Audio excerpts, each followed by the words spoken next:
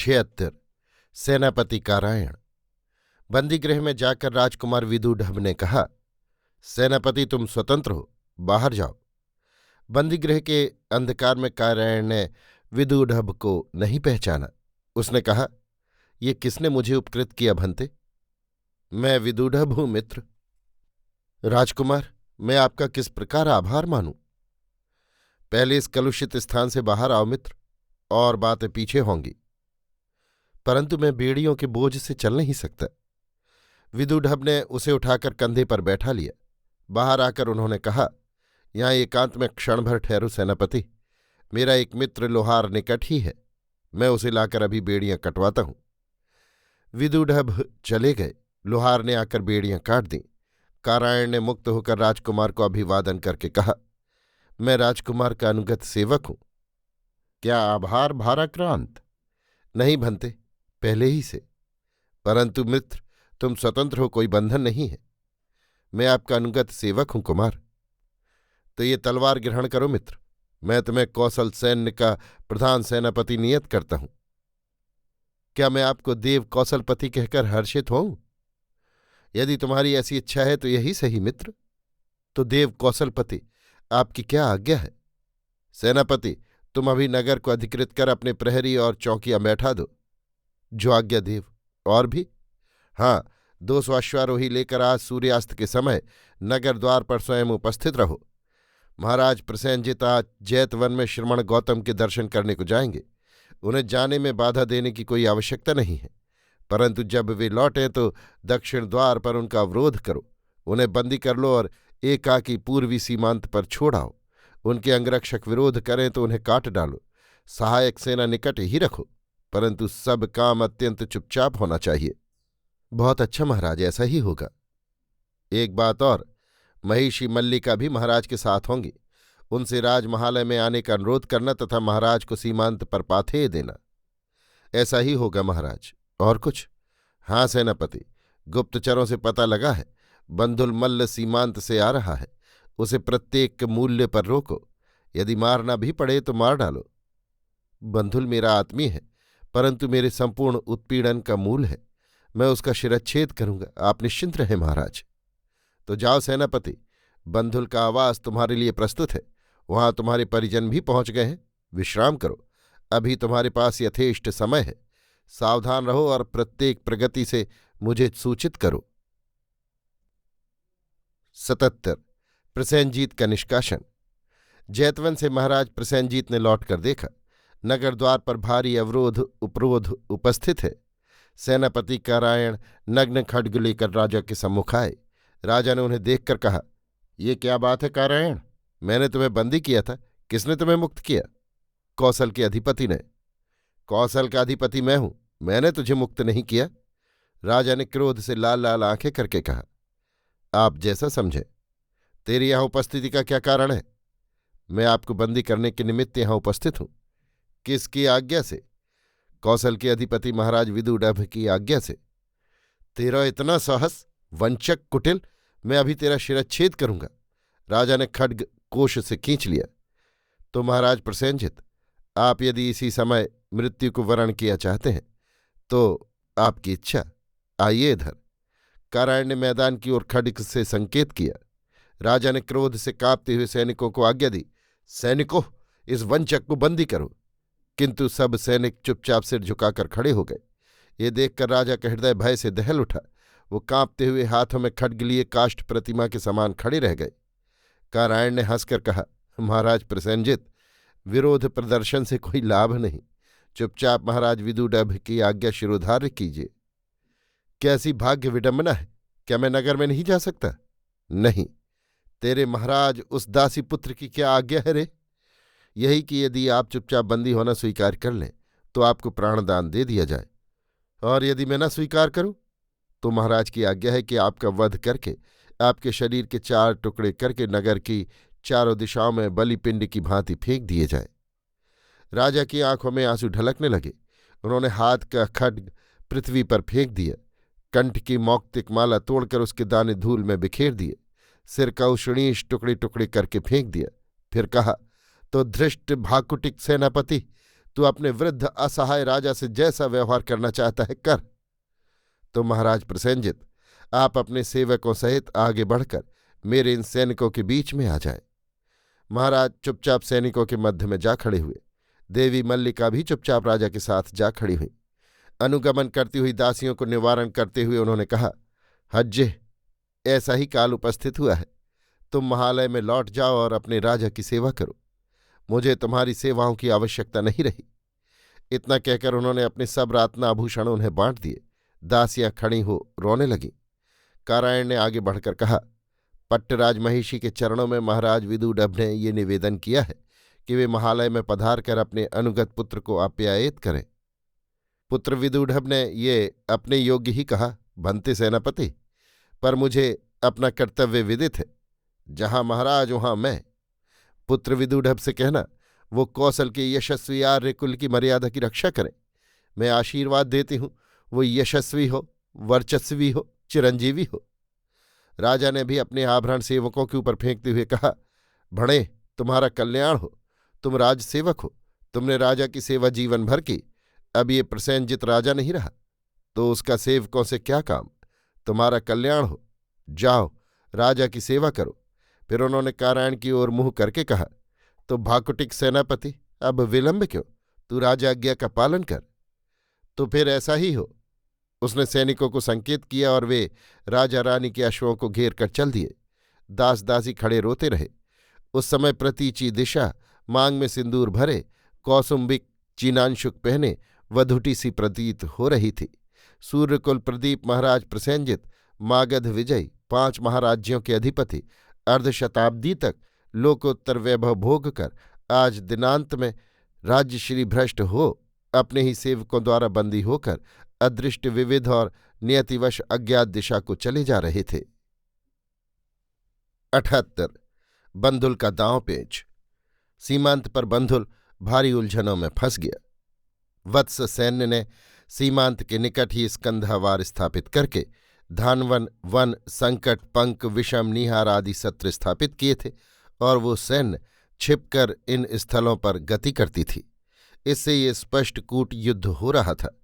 शत्रु बंधुल को दूष्य सेना तथा आटविक के द्वारा बार बार थका डाल रहे थे।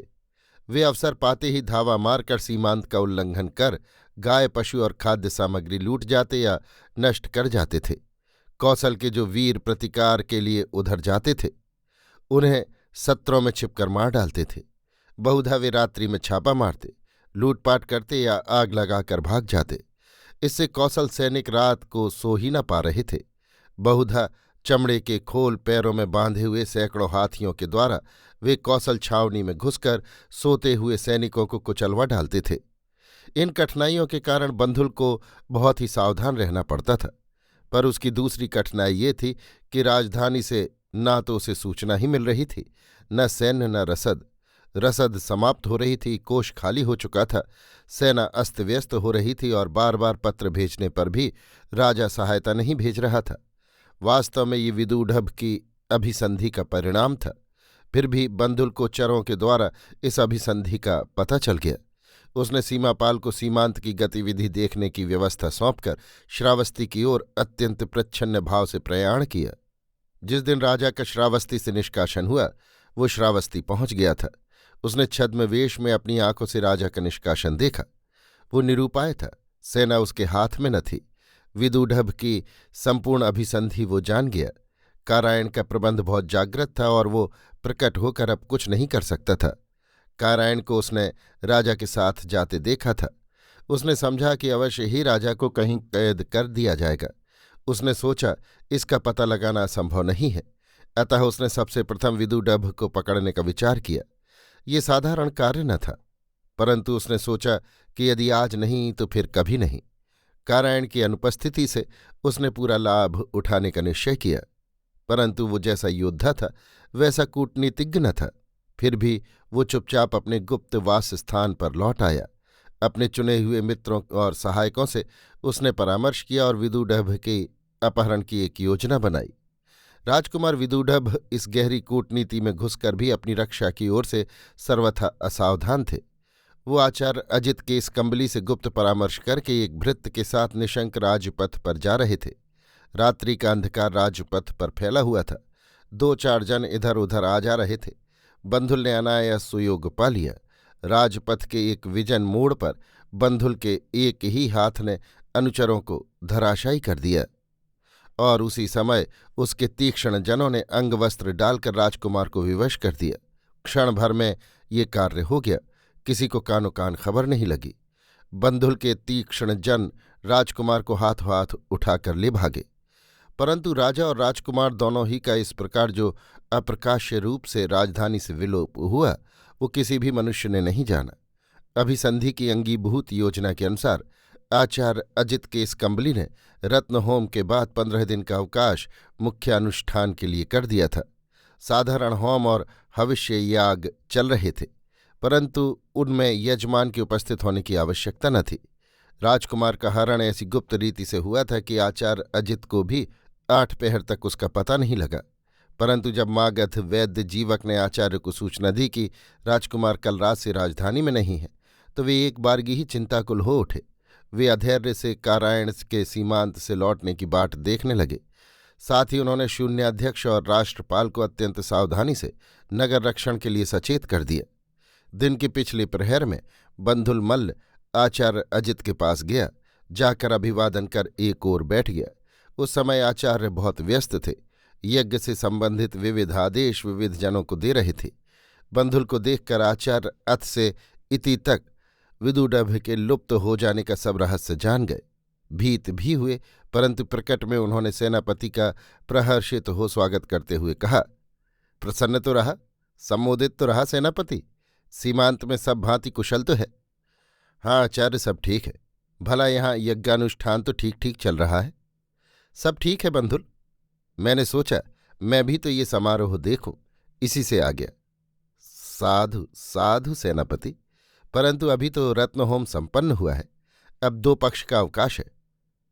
हविर्य यज्ञ होता रहेगा, फिर शुक्ल पक्ष की प्रतिपदा को अभिषेक होगा। तब तक ठहरना सेनापति। अवश्य आचार्य, किंतु महाराज प्रसन्न तो हैं? बहुत थकित हैं बंधुल। यज्ञ समारोह का पूरा भार, फिर व्रत उपवास कर्मकांड, उन्हें क्या एक कार्य है? अब जो अवकाश मिला है भाई, रत्ती रत्ती काल गांधारी रानी के लिए राजा ने सुरक्षित रख लिया। दर्शन ही नहीं होते, परंतु हानि नहीं, अनुष्ठान निर्विघ्न चल रहे हैं। ये अच्छा है आचार्य। कुमार विदुडभ तो प्रसन्न है? इधर देखा नहीं है बंधुल। कदाचित वे भी किसी नववधू के फेर में न हो आचार्य। आप देखते हैं, आयु है। हाँ हाँ बंधुल। आचार्य हंस पड़े। बंधुल भी हंसे, परंतु दोनों ने दोनों को जलती आंखों से देखा। आचार्य ने कहा, तो बंधुल सेनापति, देख रहे हैं यज्ञ व्यवस्था में बहुत व्यस्त हूं। आहार विश्राम का समय भी नहीं मिलता। तो आचार्य विश्राम करें, मैं भी चला। बंधुल अभिवादन करके चल पड़ा। 79 कुटिल ब्राह्मण। अजित के इस कंबली ने जो कूटनीति का ताना बाना इतनी चतुराई से फैलाया था, उसमें युवराज विदुडभ के अकस्मात लुप्त हो जाने से बड़ा व्याघात पड़ गया। युवराज को मल्ल बंधुल ने ही उड़ाया है, इस संबंध में आचार्य को तनिक भी संदेह नहीं रहा। आचार्य ने बंधुल के जाते ही अस्वस्थता का ढोंग रचा और आसपास के लोगों को विदा कर एकांत में शैया पर पड़ रहे। शैया पर पड़कर उन्होंने एक शिष्य को बुलाकर कहा, सौम्य माधव, तू तनिक जाकर उस मागध वैद्य को बुला ला, मुझे उधर पीड़ा है। जीवक के आने पर आचार्य ने परामर्श किया। जीवक ने भी यही निश्चय किया कि कुमार को बंधुल ने ही उड़ाया है। दोनों इस बात पर सहमत थे कि कुमार का ये गोपन प्रकट न किया जाए। बंधुल इसे प्रकट न करेगा, ये निश्चय है। वो उनके प्राण भी संकट में नहीं डालेगा, क्योंकि उसका अभिप्राय केवल यही है कि सम्राट का पता लगाया जाए। परंतु अब विचारणीय बातें 2 हैं। एक ये कि राजकुमार को छिपाया कहाँ गया है, दूसरा ये कि उनका उद्धार कैसे हो। जीवक और आचार्य दोनों ही निरुपाय थे। आचार्य ने कहा, जीवक, हमें सेनापति कारायण की प्रतीक्षा करनी होगी। किंतु आचार्य, राजपुत्र का एक मित्र है। कौन है वो? वो एक मागध तरुण है। वो कहाँ है? ढूंढना होगा आचार्य, परंतु वो निश्चय ही श्रावस्ती में है। तब ढूंढो प्रिय जीवक, तब तक मैं अंतःपुर में क्या प्रतिक्रिया हो रही है एक बार देखूं। वैद्य को विदा करके आचार्य ने शिष्य से कहा, पुत्र, तू राजमहल में देवी कलिंग सेना के हर्म में जा और कंचुकी बाभ्रव्य से कह कि आचार्य विष्णुपादामृत बेला में विशेष अनुष्ठान के लिए देवी के महल में आएंगे। देव पूजन की सब व्यवस्था करके देवी स्नाता होकर तैयार रहें। उन्हें उपवास भी करना होगा। शिष्य जो आज्ञा कह महालय की ओर चला। आचार्य बहुत सी बातों पर विचार करते हुए अपने शयन कक्ष में पड़े रहे। इसी समय कारायण ने व्यग्र भाव से आकर कहा, ये क्या सुन रहा हूं मैं आचार्य? सेनापति, धैर्य से पूर्वापर संबंध पर विचार कर कर्तव्य का निर्णय करो। परंतु मेरा कर्तव्य है कि सर्वप्रथम मल्ल बंधुल को बंदी करूं। नहीं सेनापति, ऐसा करने से राजपुत्र का पता नहीं लगेगा। तब क्या करना होगा? 2 कार्य, एक नगर की रक्षा का सुदृढ़ प्रबंध, दूसरे बंधुल की गतिविधि पर सतर्क दृष्टि।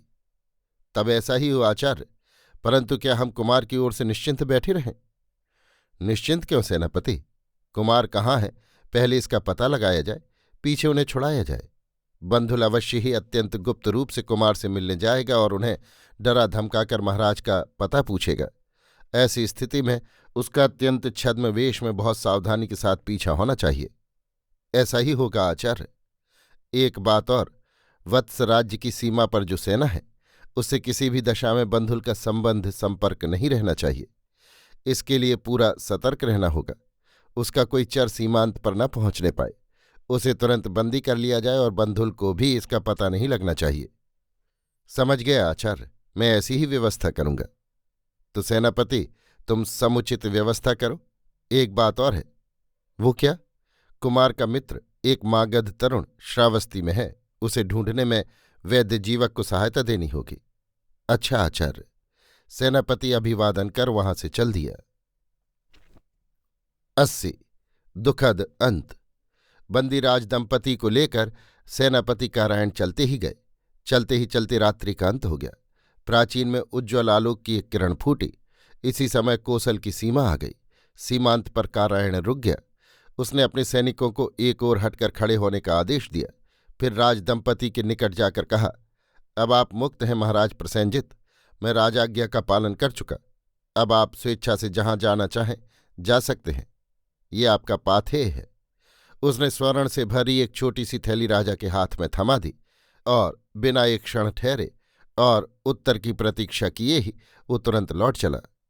उस टूटती रात में एकांत शांत निर्जन वन में दोनों वृद्ध राजदंपति सर्वथा निरीह एकाकी खड़े रह गए। वो स्वर्ण दम्म से भरी सेनापति के द्वारा दी गई छोटी सी थैली न जाने कब उनके हाथ से खिसक कर भूमि पर जा गिरी। बहुत देर बाद राजा ने महिषी से कहा, अब मल्लिका? महाराज, जिसका काल जाने। तो मगध चलो प्रिय। पराजित श्रेणिक बिंबिसार से पराभव पाने में क्या लाभ है महाराज? श्रेणिक बिंबिसार मगधपति है।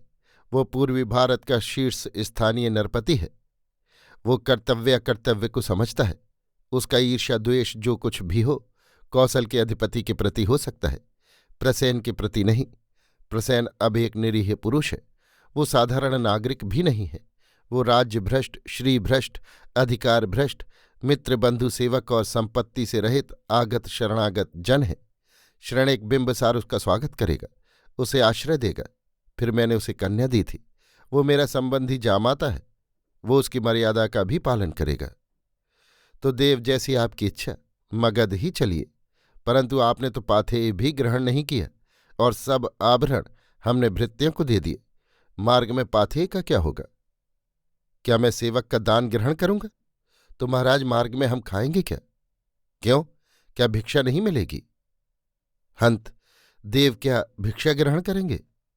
महाराज ने एकाएक कुछ स्मरण करके हंसते हुए कहा, हो देवी, पाथेय की व्यवस्था हो गई। किस प्रकार महाराज? मेरे दांत में हीरक कील है, उखाड़ लेने पर यथेष्ट होगा। शांतम पापम, महाराज के दांत तोड़कर उससे हीरक कील निकालेंगे? ये दांत अब किस काम आएंगे देवी मल्लिका? सब त्यागा तो दांतों का मोह क्यों? फिर ये सब विगलित होकर चल विचलित हो गए हैं। तोड़ने में अधिक कष्ट नहीं होगा। मल्लिका कुछ न कहकर रोने लगी। राजा ने घोड़े से उतरते हुए कहा, रोने से क्या लाभ मल्लिके, अश्व से उतर जाओ। कौशल राज्य का ये चिन्ह भी हमारे काम का नहीं। प्रिय, तुम माली की बेटी हो, क्या पुष्पमाल नहीं गूंथ सकती? अति बालकाल में गूंथी थी महाराज, गूंथ सकूंगी। तो प्रिय, मैं उसे गृहस्थों के हाथ बेच आऊंगा, हमारा पाथेय चल जाएगा। चलो प्रिय। राजा ने रानी का हाथ पकड़ा और वे दोनों पांव प्यादे कठोर ऊबड़ खाबड़ जनशून्य मार्ग पर अपने अनभ्यस्त चरणों से बढ़ चले। दिन निकला, अस्त हुआ, रात हुई, प्रभात हुआ। ये दोनों निरीह वृद्ध नियति संतप्त राजदंपति चलते ही चले गए। मार्ग में लोगों ने देखा, दया करके भोजन देना चाहा, पर उन्होंने उस ओर नहीं देखा। बहुतों ने नाम धाम पूछा, उन्होंने उत्तर नहीं दिया। बहुतों ने मान किया, अपमान किया, उपहास किया, उन्होंने उनकी ओर नहीं देखा। चलते चले गए। उनके पैर लहू और घावों से भर गए, पिंडलियां तन गईं, वस्त्र गंदे हो गए, वे झाड़ियों में उलझकर फट गए, मुंह सूख गया, भूख और प्यास से होठ जड़ हो गए। पर वे चलते ही चले गए, चलते ही चले गए। अंत में वे राजगृह के द्वार पर जा पहुंचे। उस समय 2 दंड रात्रि व्यतीत हो चुकी थी, द्वार बंद थे। उन्होंने थकित वाणी से द्वारी से पूछा, मित्र, द्वार खोल। 2 वृद्ध निरीह भिक्षुक पुरुष स्त्री को अवज्ञा की दृष्टि से देखकर द्वारी ने कहा, क्या तुम्हारे आदेश से? आदेश नहीं मित्र, परंतु हम दूर से आ रहे हैं। तो उधर चैत्य में स्थान है, रात भर रहो, प्रातः द्वार खुलने पर नगर में जाना। राजा ने निराश दृष्टि से रानी की ओर देखा। उनमें खड़े होने और बोलने की शक्ति नहीं रही थी। रानी ने मंद स्वर से कहा, ऐसा ही हो महाराज। राजा ने मुद्रिका उंगली से निकालकर दौवारिक को देते हुए कहा, तो मित्र, ये मुद्रिका अपने स्वामी मगध के सम्राट श्रेणिक बिंबिसार के लिए है, ये श्रेणिक बिंबिसार को दे। दौवारिक राजमुद्रा देख आश्चर्यचकित हो गया। उसने थोड़ा आदर प्रदर्शन कर कहा, कुछ संदेश भी है भंते? नहीं, कहकर राजदंपति चैत्य में आकर एक शिलाखंड पर पड़ रहे। शिला पर गिरते ही देवी मल्लिका के प्राण निकल गए। उन्हें गत प्राण देख महाराज प्रसेनजित कुछ होठों में ही बड़बड़ाए और वे भी धीरे धीरे मल्लिका के शरीर पर गिर गए। उसी रात उनकी भी मृत्यु हो गई। मुद्रिका पाकर श्रेणिक बिंबिसार अमात्य वर्ग सहित कौशलपति की अभ्यर्थना को जब वहां आया तो दोनों राजदंपति चिथड़े अंग पर लपेटे चिरनिद्रा में सो रहे थे। सम्राट ने राजविधान के साथ उनका संस्कार किया और सारे साम्राज्य में सूतक मनाया।